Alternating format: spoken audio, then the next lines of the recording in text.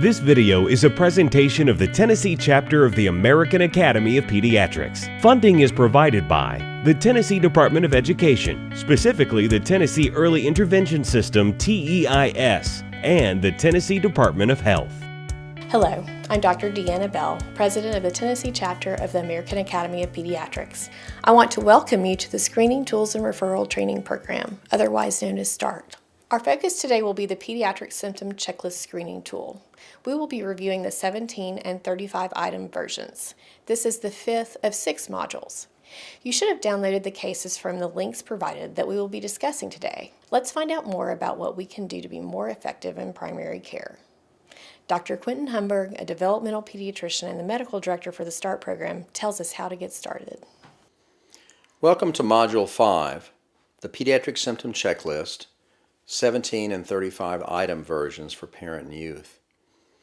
This is part of the Screening Tools and Referral Training Program covering 6 modules to improve your screening practices and identification of children with developmental, behavioral, and emotional problems. The Pediatric Symptom Checklist comes in 2 versions. The PSC 35 is the original version of the tool and is designed to assess the psychosocial functioning of children and their families.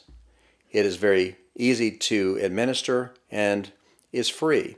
The sensitivity and specificity are 0.95, which is extremely good for a screening tool.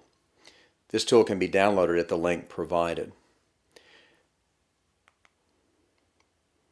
The PSC 35 relies primarily on parent report for their children's behavioral and emotional concerns, but there is a youth version that's available for children over the age of 11 to self-report their symptoms. As mentioned, the tool is free and can be translated into multiple languages. The cutoff scores are shown here. The tool can be used for children as young as age 2, but in typical practice, we typically use this tool for children of school age. A total score of 28 requires further evaluation. The tool provides responses of never, sometimes, or often to 35 different prompts, and the tool is scored by providing 0 for never, 1 for sometimes, or 2 for often. Let's get started with a typical child in your office, Lucy. Lucy's parents and Lucy have completed the PSC 35 checklist. Please refer to the downloaded versions to score this tool for a total score. When you score the PSC 35 provided by Lucy's parents, the total score is 20, which is less than the cutoff. When you score Lucy's self-report form, the total score is 31, which is above the cutoff. This is an important consideration when using the Pediatric Symptom Checklist, as when a child is old enough to complete their own form, their score may be more valid than that of the parents. The recommendation in this case would be to take further history and consider referral, as Lucy's self-report is likely to be valid and is above the cutoff, indicating the possibility of a significant emotional or behavioral concern. The Pediatric Symptom Checklist 17 item version is administered and scored just like the original PSC and has a high sensitivity as well, but uses only the most valid 17 items from the original tool.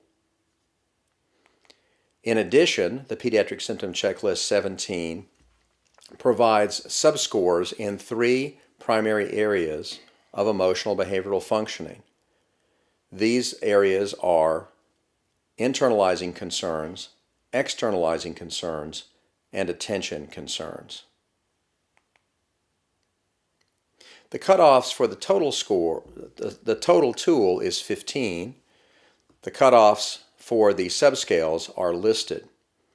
If you download the version of the PSC 17 from our website, the subscales will be marked with the shapes listed: squares for internalizing items, diamonds for attention items, and circles for externalizing items. This makes scoring and interpretation much easier. For our next example, we'll use Casey Jones, a typical patient in your office. Please refer to the form you have downloaded, and in this case, score the form for a total score and also for the subscores.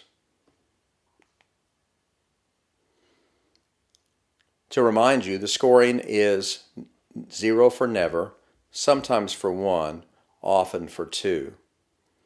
The cutoff score for the PSC 17 for the total is 15. As you can see, Casey's total score is above the cutoff of 15, but it is driven by the diamonds, which represents concerns with attention.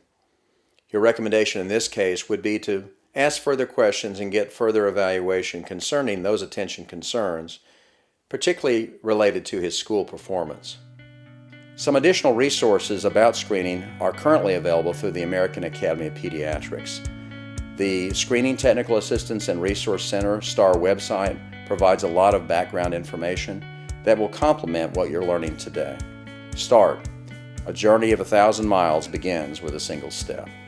More information is available at our website, www.tnaap.org. This has been a very informative presentation for me, and I hope it has been for you as well. Thank you for joining us.